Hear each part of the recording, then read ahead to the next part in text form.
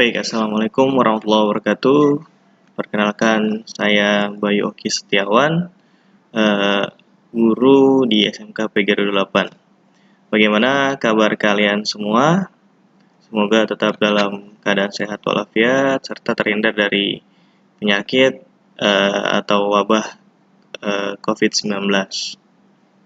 Yang terpenting adalah menjaga daripada tubuh kita agar selalu sehat, selalu mencuci tangan, serta menjaga jarak. Oke, pada hari ini saya akan memberikan materi daripada keorganisasian dalam latihan dasar kepemimpinan OSIS SMK PGRI 28 Jakarta tahun 2020 dan 2021. Ya, di sini ada yang tahu nggak kira-kira keorganisasian? Nah, untuk selanjutnya di sini ada yang pertama pengertian dari OSIS. Secara garis besar, OSIS adalah panjangan dari organisasi siswa intrasekolah yang umumnya organisasi ini berada di tingkat sekolah menengah pertama atau SMP dan juga sekolah menengah atas atau SMA. Dalam strukturnya, pengurus dipilih oleh sekolah dengan tujuan mencapai raihan dan keterampilan tertentu serta memupuk nilai organisasi dan musyawarah dalam sebuah kelompok.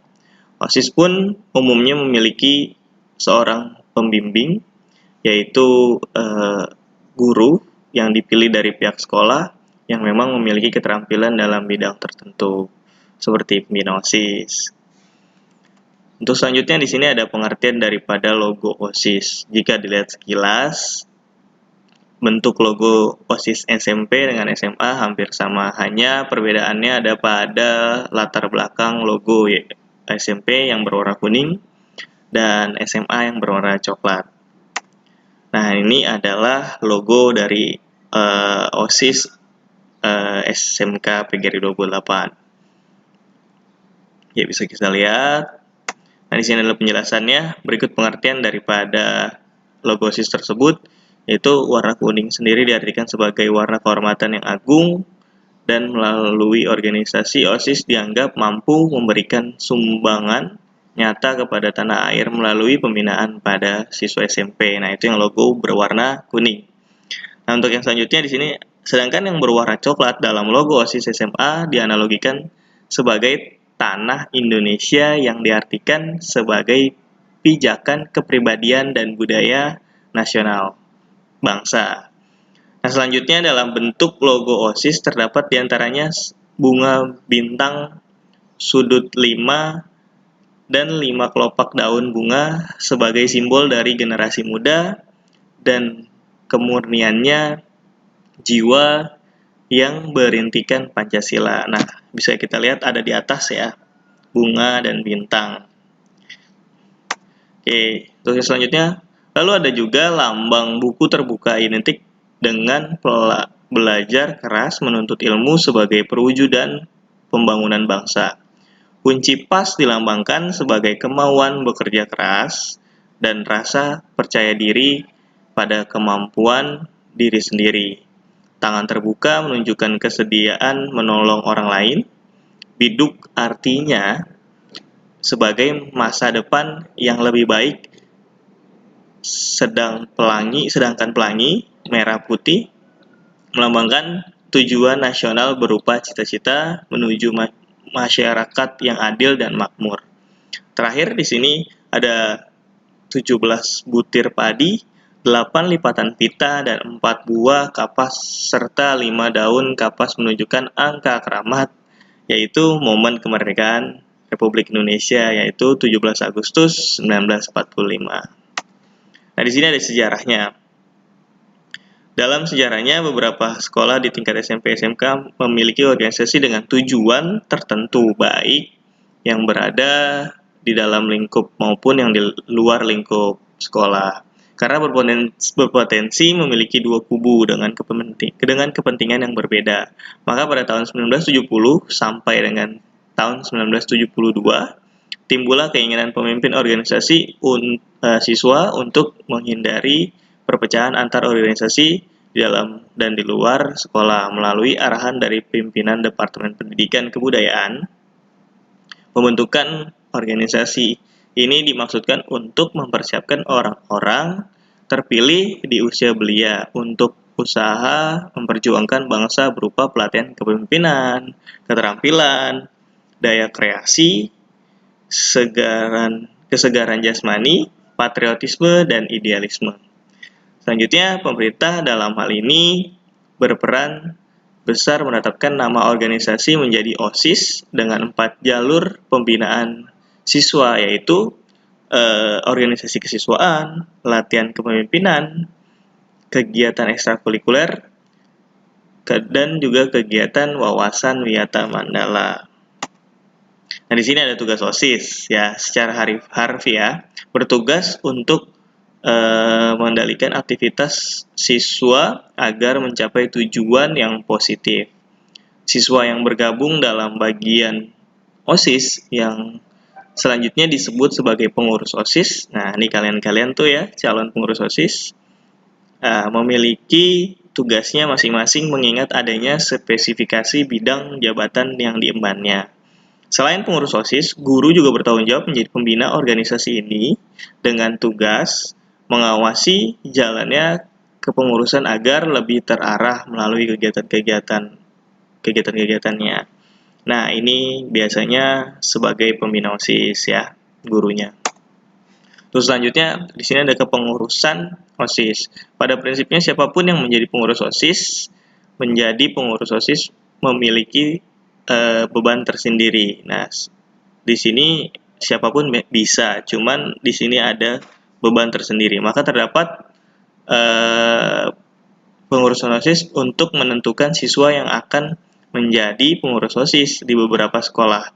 Pengurus OSIS inti OSIS umumnya adalah mereka yang duduk di kelas 11. Nah, mengingat siswa yang ada tingkat ini tidak memiliki beban seberat mereka yang duduk di kelas 12 ya. Dan sudah memiliki pengalaman lebih banyak dibanding mereka yang duduk di kelas 10. Nah, diusahakan komposisi pengaturan OSIS ini atau pengurus OSIS ini disesuaikan dengan terwakilkan dari seluruh kelas dan seimbang antar jenis kelamin. Masa pengurusan OSIS umumnya disesuaikan dengan 1 tahun masa tahun ajaran, yaitu terpilih pada bulan Juli dan berakhir pada bulan Juni. Biasanya seperti itu. Nah, di sini kita lihat ada struktur tentang kepengurusan OSIS, yaitu pertama di atas ada kepala sekolah, ada wakil kesiswaan, lalu terbagi menjadi 2 titik putus atau garis putus, yaitu pembina OSIS dengan pembina keuangan. Nah, lalu ada ketua OSIS, ada wakil ketua 1, wakil ketua 2, serta yang ditarik ke bawah dengan ada di kiri kita, yaitu ada sekretaris dengan wakil sekretaris, lalu di sebelah kanannya ada bendahara dan wakil bendahara. Nah, di sini duonya ada sekbid ya. Sekbid A atau sekbid 1 sampai dengan sekbid 10 atau sekbid lainnya. Oke, baik. Selanjutnya adalah struktur tugas dan tanggung jawab dari organisasi OSIS. Ya, kita klik dulu. Nah, di sini ada OSIS memiliki struktur organisasi yang terbagi atas pembina, atas pengurus OSIS, pembina. Nah, di sini ada pembina OSIS terdiri dari kepala sekolah, wakil kepala sekolah, dan guru yang menjadi anggota pembina yang bertugas memberikan masukan kepada pengurus OSIS dan membinanya melalui kegiatan organisasi. Pada dasarnya, struktur OSIS ini hampir sama, baik itu di SMA, di SMP, ataupun di SMK. Mungkin jika pun ada perbedaan karena kebijakan dan peraturan masing-masing sekolah saja. Namun, secara umum, ya seperti ini. Untuk selanjutnya, Di sini yang pertama ada kepala sekolah sebagai ketua dari seluruh kepengurusan OSIS, dan yang kedua ada wakil kesiswaan atau wakil kepala sekolah sebagai wakil ketua yang mendampingi kepala sekolah. Yang ketiga, di sini ada pembina OSIS. Nah, di sini pembina OSIS tugasnya yang pertama bertanggung jawab terhadap seluruh rencana, pengelolaan, pembinaan, dan pengembangan OSIS di sekolah. Nah, selanjutnya memberikan nasihat dan saran pada perwakilan kelas dan pengurus OSIS. Selanjutnya mengesahkan dan melantik anggota OSIS. Lalu mengerahkan keanggotaan perwakilan kelas, mengarahkan penyusunan anggaran rumah tangga dan program kerja OSIS, menghadiri dan mengawasi rapat OSIS, serta yang terakhir mengevaluasi kinerja OSIS. Lalu selanjutnya yang keempat, pembina keuangan. Nah, biasanya di sini pembina keuangan itu langsung dengan kepala sekolah, artinya langsung kepala sekolah yang bertugas. Nah, di sini adalah bertanggung jawab atas seluruh rencana pengelolaan, pembinaan, dan penggunaan uang dalam anggota OSIS. Memberi nasihat dan saran pada bendahara dan wakil bendahara. Mengevaluasi keluar masuknya uang dalam organisasi OSIS. Lalu yang kelima ada ketua.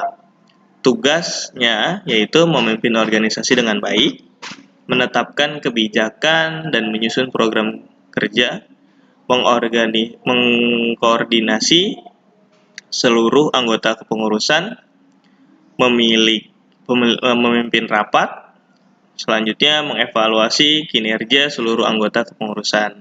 Nah, di sini ada wakil ketua yang keenam, tugasnya itu bekerja sama dengan ketua dalam setiap kegiatan, ikut menetapkan kebijakan dan melaksanakan program, memberi saran dan nasihat kepada ketua setiap mau mengambil keputusan. Lalu menggantikan ketua saat ketua berhalangan, serta yang terakhir bertanggung jawab kepada ketua. Dan di sini yang ketujuh ada sekretaris. Tugasnya yaitu sekretaris bertindak sebagai notulen, menyiapkan agenda, evaluasi kegiatan, hasil rapat, dan laporan. Wakil sekretaris bertindak untuk membantu sekretaris 1, menggantikan sekretaris 1 jika berhalangan, dan membantu wakil ketua mengkoordinasikan seksi-seksi bidang OSIS. Lalu yang ke-8 ada bendahara. Bendahara itu tugasnya bertanggung jawab mengetahui pemasukan dan pengeluaran uang, mengatur inventaris dan perbendaharaan, membuat kwitansi untuk tiap transaksi, serta tugas wakil bendahara ialah mendampingi bendahara, membantu, menggantikan, dan ikut mengawasi keluar masuknya uang selama menjabat. Di sini ada ketua seksi bidang atau sekbid ya, biasa kita dengar. Itu tugasnya yaitu bertanggung jawab atas seluruh kegiatan yang berkaitan dengan bidangnya masing-masing, melaksanakan kegiatan seksi yang diprogramkan, memimpin rapat seksi, dan menetapkan kebijakan dalam lingkup seksi. Nah, biasanya ini bertanggung jawab dalam GBGPK, yaitu tugas-tugas daripada yang sudah tertulis terhadap untuk anggota dari seksi bidang tersebut. Nah, di sini ada program OSIS. Program OSIS memiliki beberapa program dalam berbagai bidang dengan penjabaran sebagai berikut. Di sini ada keagamaan, ya, dengan tugas mengadakan kajian rutin setiap agama di sekolah dan membentuk kegiatan ekstrakurikuler keagamaan. Kalau bidang sosial di sini dengan tugas melakukan penggalangan dana, bakti sosial, dan sosialisasi lainnya. Bidang kesenian di sini tugasnya adalah dengan mengadakan event yang berhubungan dengan kesenian dan mengembangkan potensi kesenian baik dari siswa dan skala acara. Bidang lingkungan dengan tugas melakukan kerja bakti, workshop, penyuluhan yang berkaitan dengan lingkungan.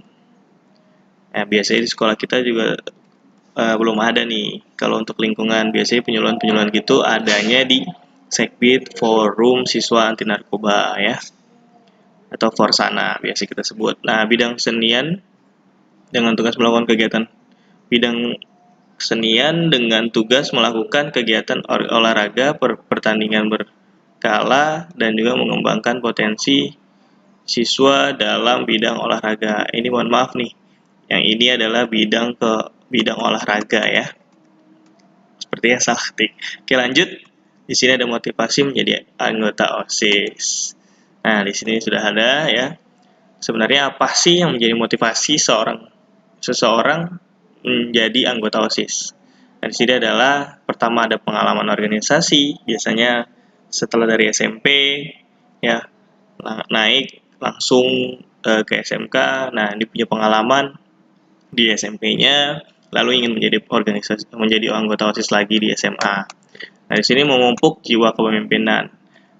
Memupuk jiwa kepemimpinan itu gimana sih? Maksudnya diajak untuk cepat beradaptasi dengan segala situasi, dengan menggerakkan inisiatif dengan cara ya yang di jiwa kepemimpinan akan terus dipupuk melalui dini. Jadi selalu ada inisiatif untuk menjadi seorang pemimpin gitu. Yang ketiga, memiliki kemampuan manajemen waktu. Ya, di sini juga penting karena memanage waktu itu seperti yang ada di sekolah, yaitu memiliki manajemen waktu yang baik, karena selain menjadi proses belajar mengajar, ini juga memiliki tanggung jawab di organisasi.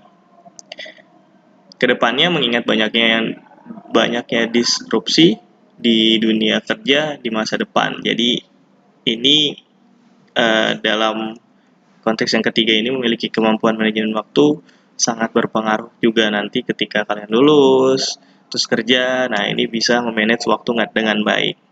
Di sini juga ada merasakan dampak melalui program kerja. Biasanya merasakan dampak melalui program kerja itu menjadi bisa karena terbiasa, seperti bisa memimpin, itu kan dampaknya menjadi terbiasa, bisa juga berbicara dengan orang banyak, dengan pede, dengan tidak malu-malu gitu. Lalu mungkin banyak hal lagi yang didapat dari program kerja yang sudah ada di OSIS ini agar menjadikan pengurus tersebut menjadi lebih baik. Seperti itu. Ya, mungkin itu saja materi yang bisa saya sampaikan dari materi keorganisasian. Terima kasih dan mohon maaf jika ada salah-salah kata. Saya tutup dengan membaca hamdalah. Terima kasih. Assalamualaikum warahmatullahi wabarakatuh.